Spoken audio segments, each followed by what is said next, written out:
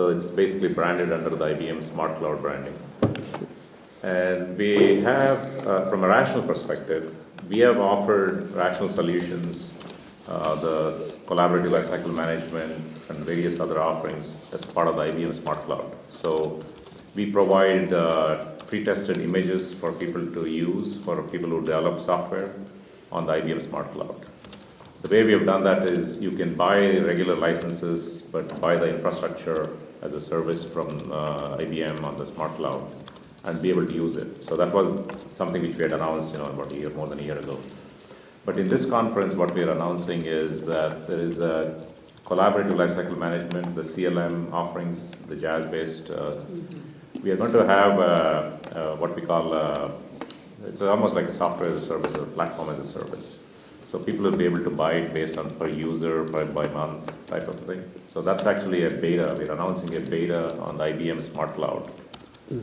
So people can, or pilots, I guess, people can try it out, and so you can log in and get you can buy a few users for like CLM and start using the software on the IBM Cloud. So we have that as one of the things, and so we will probably have that officially available end of the year. And we also have many of our offerings are available through our partners. So you may have seen Cloud One and others in the conference here. What they do is they offer our products as software as a service on their cloud.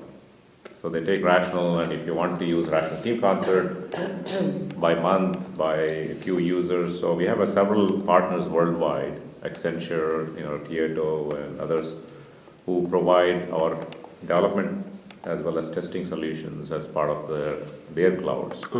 Right, so they can offer our software development tooling as part of their cloud. So there's a software service, or they can host it.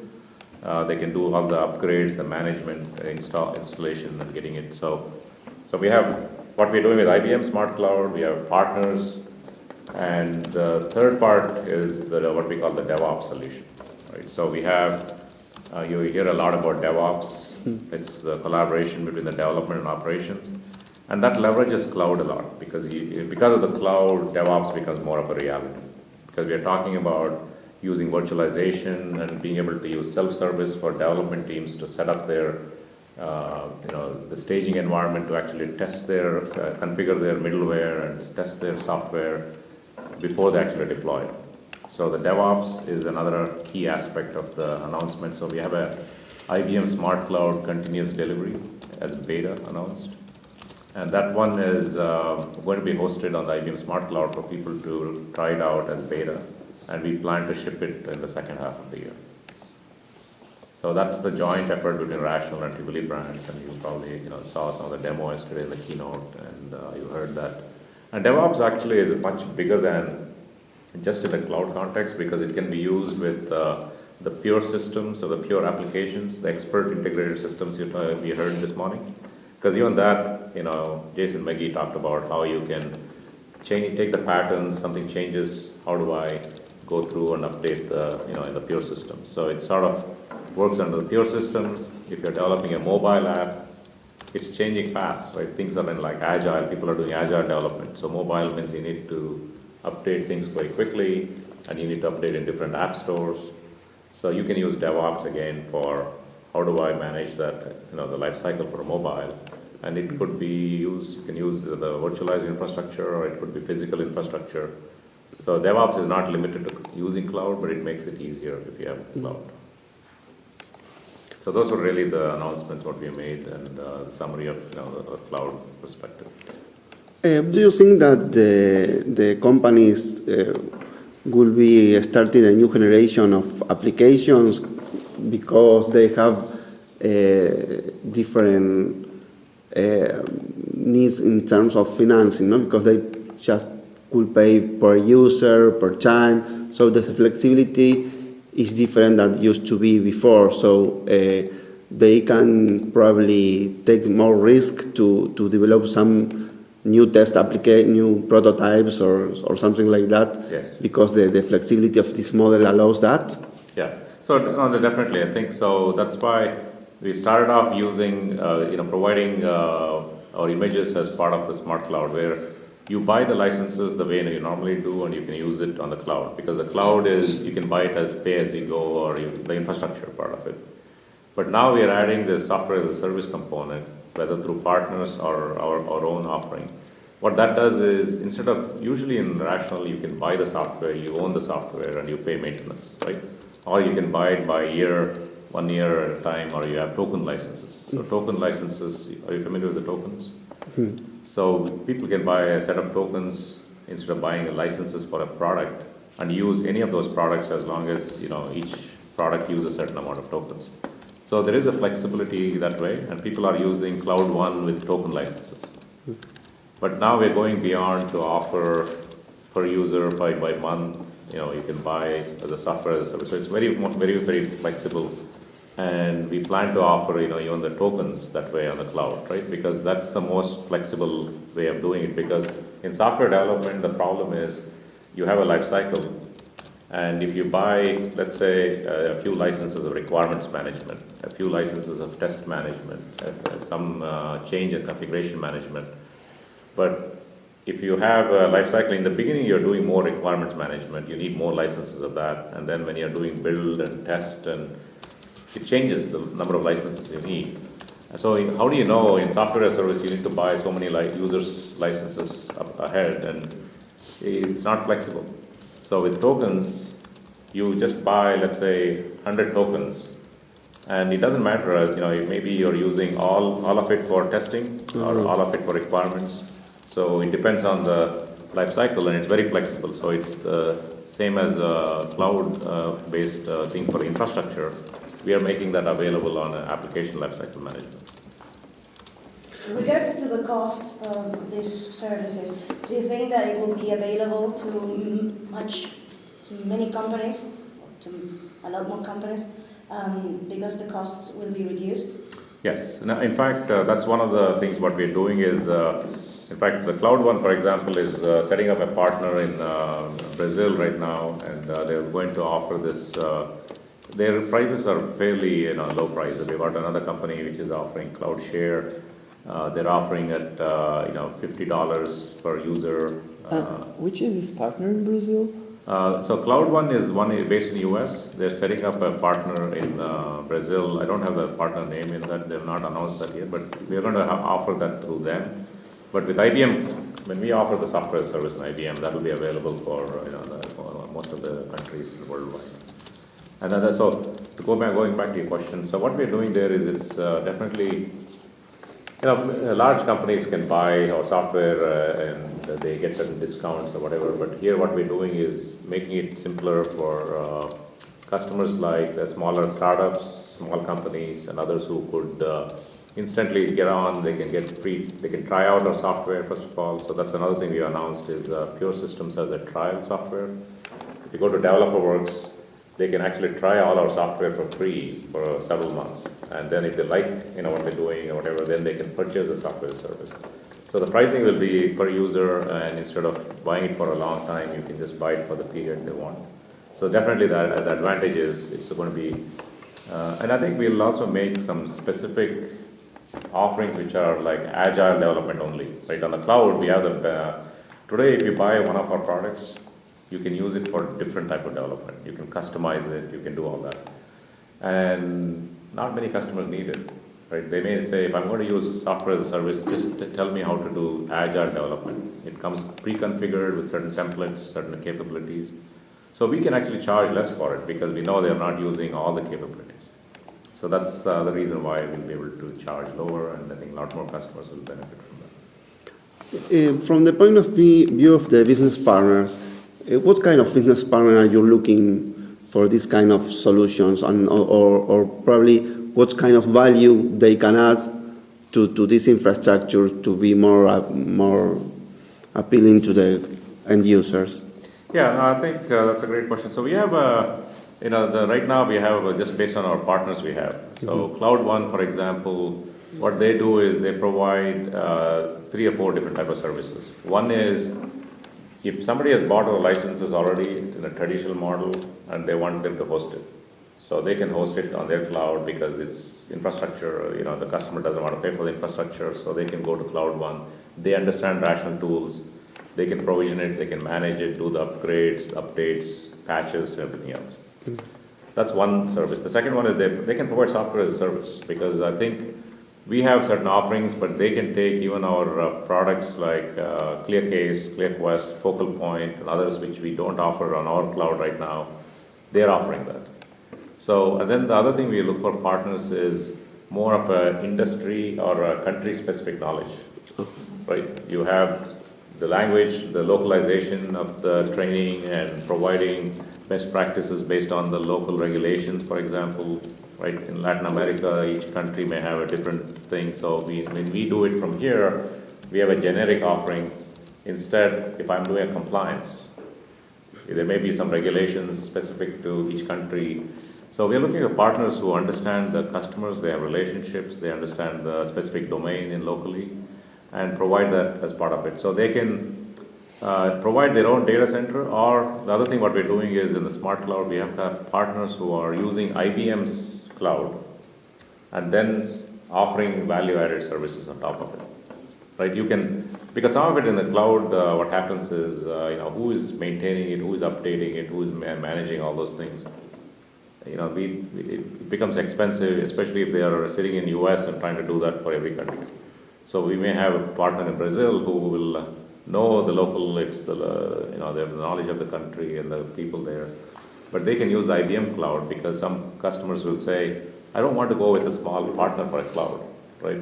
I need the service level agreements. IBM says 99.9% uptime, and it can be, we want to trust, right? IBM has a trust factor.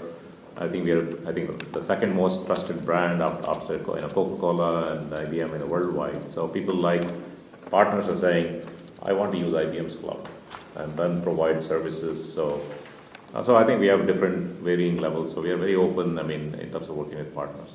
Also, could be some alliances to partner strategies to bring these solutions to the market, no? Because probably some global partner could be I think that's really exactly what Cloud One is doing, right? So we have a partnership with them. They already have been successful in US, and they've been working with many customers.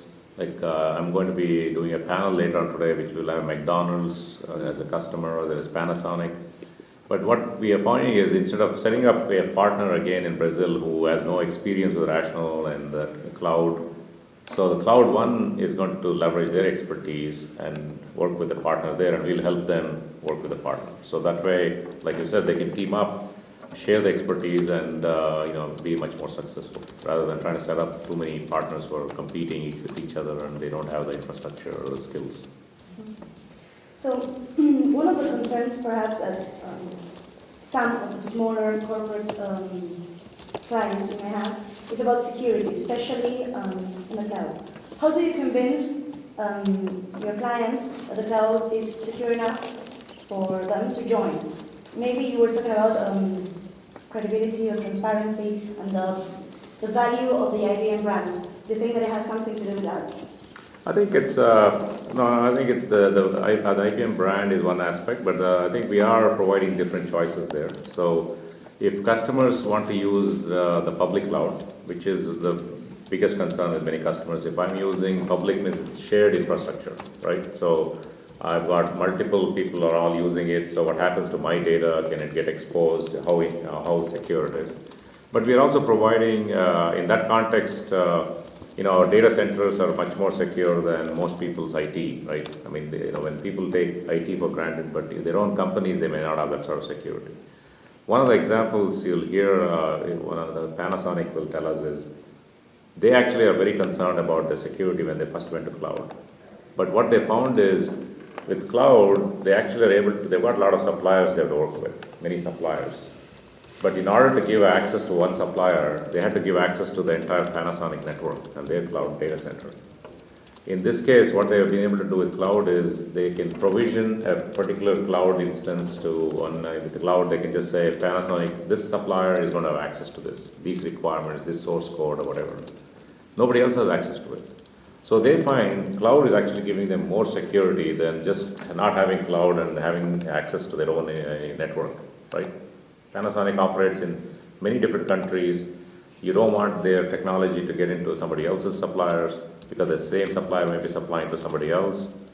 So what they're saying is, look, I have much better control on that. So what you'll find is McDonald's, Panasonic, and others telling us is security is not a concern for them as much, because especially when it comes from IBM and others, they can go with a private cloud if they want to, because as much, it's still they own, they basically, but it's going to be more expensive. So it's do you really want the complete flexibility, or this sort of you want control, and other things. Of the other extreme is you want to use shared infrastructure, it's lower priced. So it's you will have to decide what's the priority.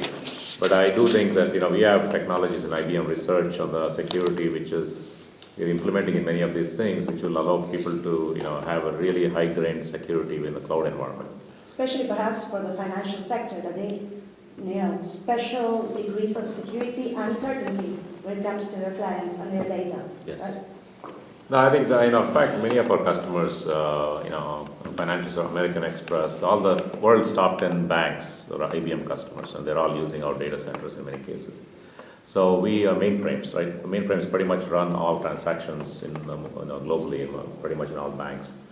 So what we're learning from those is it's even with mobile and others, right? You get exposed very quickly. Very easily somebody can get into it. So I think in the cloud, it's the security is one aspect as far as somebody else is getting into it, but then how do you make sure your own employees and others are not leaving with the data? So there is a lot of different concerns. So we have a comprehensive security in IBM. In fact, we've created a separate brand in Software Group, security. So we Rational used to have AppScan, and Tivoli used to have something, and now just like Rational, there is a brand security focused in IBM. So they look at end-to-end security, network security, cloud security, application security. So to us, I think we take security very seriously, and we have a lot of knowledge and experience. So we are trying to provide that as part of the cloud. Do you think there will be a point that probably the concept of the delivery and the generation of the code emerge in, for example, if you build an application on WebSphere, well, you deliver the WebSphere to the users, they make the code, they share by the cloud something to do. But in the future, the WebSphere really will be in the cloud by itself, and you just not download the WebSphere, you just work on the cloud, and everyone works with the same image in the cloud. Yep. No, I think it's actually that's an interesting question you asked, because this beta I just announced, we talked about the Smart Cloud Application Services. So Smart Cloud Application Services includes all this middleware. It includes the Rational Lifecycle Management. So somebody can actually develop right in the cloud. They all are working on the same instance of the image. And if you want to do unit testing, you're doing actual development, it's all in the same thing. It's not different instances everybody's using. So that's the platform as a service our offering, and so that's the beta, the pilot I talked about. In fact, they can do it now. If somebody wants to try it out, in fact, I had some cards for people to give out because they can do it. So that's really. But I think to your point, in the future, it's going to more and more. We won't think about WebSphere or J2E middleware and other things, because cloud becomes the runtime operating system, right? So that's really where we are going, right? With this expert systems, the workload deployer.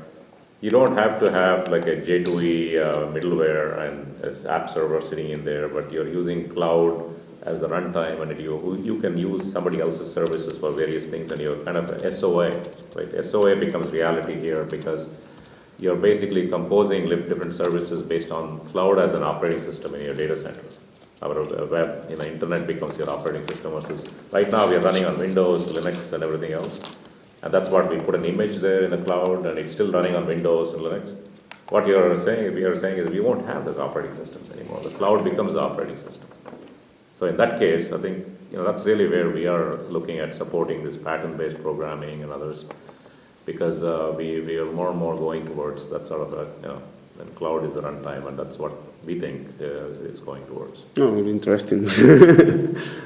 Thank you. We're about 5 minutes out, so this will probably be the last question. No, I was wondering maybe, you offer this cloud corporate services. What market share IBM has in respect to its clients worldwide or perhaps in the United States? I don't know whether I have the market share information. So when you say cloud, are you talking about from infrastructure as a service or the software development tooling in that context? Yeah, maybe. I was talking in general maybe about the software, which is maybe the part of security that concerns me. And perhaps it should be easier for the readers to understand.